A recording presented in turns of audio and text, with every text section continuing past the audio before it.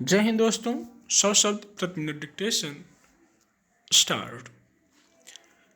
पिछले कुछ समय से न्यायाधीशों की नियुक्ति और इससे जुड़े अन्य सवालों को लेकर व्यवस्थागत मसले पर सरकार और न्यायपालिका के बीच जिस तरह की खींचतान देखी जा रही है वह कोई आदर्श स्थिति नहीं है।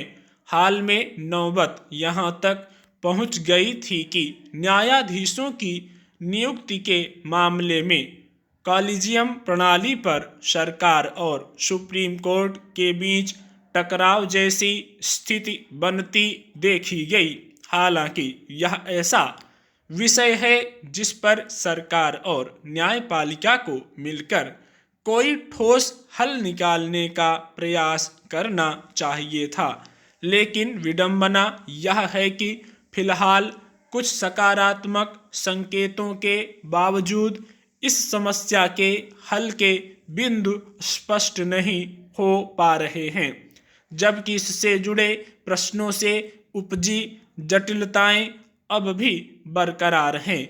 इसी मसले पर अब संसद की एक समिति ने भी हैरानी जताई है कि सरकार और उच्चतम न्यायालय करीब 7 साल बाद भी कॉलेजियम प्रक्रिया ज्ञापन पर आपस में कोई सहमति बनाने में विफल रहे हैं।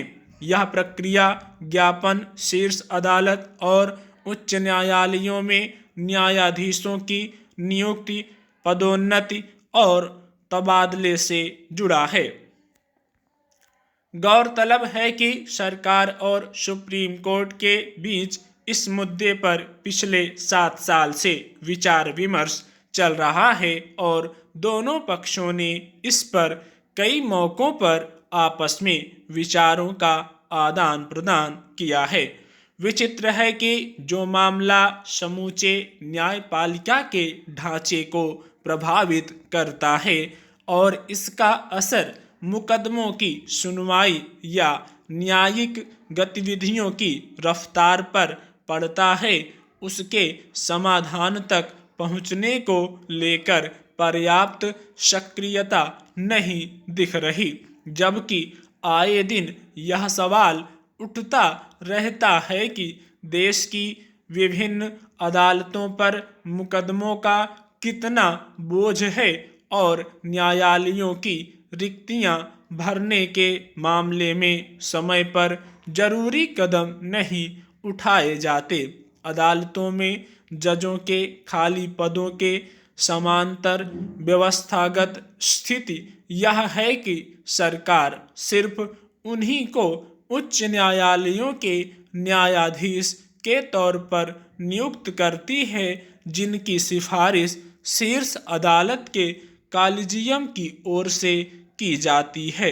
कुछ समय पहले कानून मंत्री ने संसद में कहा था कि जब तक न्यायाधीशों की नियुक्ति का तरीका नहीं बदलेगा तब तक नियुक्तियों और खाली पदों पर सवाल उठते रहेंगे। अंदाजा लगाया जा सकता है कि अगर देश भर की अदालतों में जरूरी तादाद में न्यायाधीश नहीं हैं तो इसके क्या कारण हैं।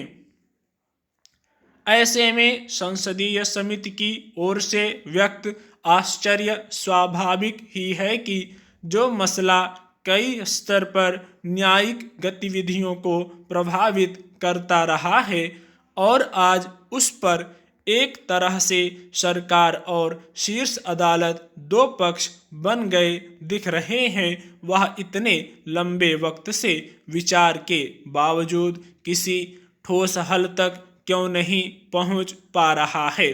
जबकि हकीकत यह है कि खुद संसदीय समिति की रिपोर्ट में न्याय विभाग की ओर से दिए गए विवरणों के हवाले से बताया गया कि 2021 में उच्च न्यायालय के कॉलेजियम द्वारा 251 सिफारिशें की गई थीं। यह एक उदाहरण भर है।